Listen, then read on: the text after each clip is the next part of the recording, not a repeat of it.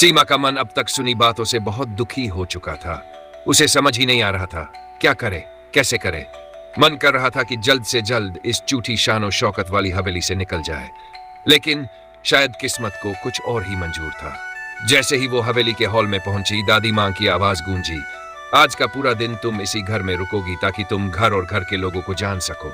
सीमा के पैर जैसे जमीन में धंस गए हों, लेकिन उसके मुंह से एक शब्द भी नहीं निकला। तभी रघुनाथ उसके पास आया और धीरे से बोला, अपना ध्यान रखना बेटी। वो कुछ कहती, उससे पहले ही रघुनाथ मुड़कर दरवाजे की ओर बढ़ गया। उसी वक्त अर्जुन का बेटा, जो उस पूरे दिन से तनाव में था, सीमा की ओर देखते हुए अपनी मां से कहता है, मुझसे अब और नहीं होगा ये सब। उसकी मां तपाक से बोली, शादी के लिए हाँ तो बोल चुका है, अब अगर ऐसे ही नखरे करेगा तो मैं दादी मां से सब कह दूंगी, फिर जो होगा उसकी जिम्मेदारी तेरी होगी। लड़का चुप हो गया, जैसे जबान को ताला लग गया हो। दादी मां ने कामवाली को बुलाया और कहा, सीमा को घर दिखाओ। वो औरत आई और बोली, चलो मेम साहब। मेम साहब जैसे किसी ने ताना मार दिया हो। सीमा को ऐसा लगा जैसे ये कोई गाली थी, लेकिन कुछ कहने का मन नहीं हुआ। सिर झुकाकर चुपचाप उसके पीछे चल दी। कामवाली एक एक करके घर दिखाने लगी, हर कमरे की कहानी सुनाने लगी।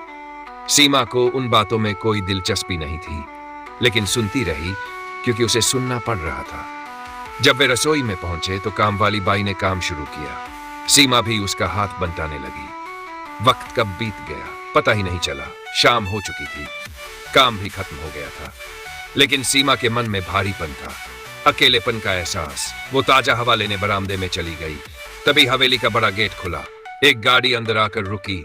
सूट बूट पहने एक आदमी उतरा। एक नौकर भागता हुआ व्हील चेयर ले आया। वो आदमी उसमें बैठा और हवेली की ओर बढ़ गया। सीमा ने पूछा, ये कौन है? याद आया, यह आनंद है, हवेली का सबसे बड़ा बेटा, जो अपने पैरों से चल नहीं सकता, वही जिसके बारे में आभा ने इशारा किया था। आनंद उसके पास से गुजरा और अपने पिता विक्रम के कमरे की ओर चला गया। सीमा थक चुकी थी, लेकिन जैसे ही उसने शादी शब्द सुना, उसका ध्यान खिंच गया। वो चाहकर भी खुद को रोक नहीं पाई और दरवाजे के पास जाकर सुनने लगी। क्या समीर ने शादी के लिए हां कह दी? आनंद चौंक कर बोला, यह हो ही नहीं सकता, मैं उसे जानता हूं, वो ऐसा कभी नहीं करेगा।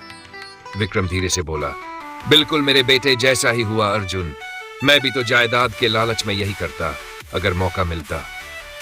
सीमा अंदर तक हिल गई। उसने सोचा, इन सबको तो बस दौलत की पड़ी है, रिश्तों की कोई अहमियत नहीं। उसके दिमाग में एक और सवाल उठा, आभा ने आनंद से शादी करने की बात क्यों कही थी? क्या यह भी उतना ही लालची है? तब यह सब दादी मां की चाल है। उनकी दोस्त ने कुछ कहा और उन्होंने फौरन शादी का फैसला सुना दिया। आनंद बोला, दादी मां के सामने किसी की चलती है क्या? सीमा चुपचाप सब सुनती रही। अब उसे अपने पिता रघुनाथ की चिंता सताने लगी। आखिर वो इन सब में क्यों फंस गए? फिर अचानक एक ख्याल आया, शायद आनंद ही सही है इस घर में, शायद वही सच्चा है। इस उथल पुथल भरे दिन के बाद जैसे तैसे दिन बीता।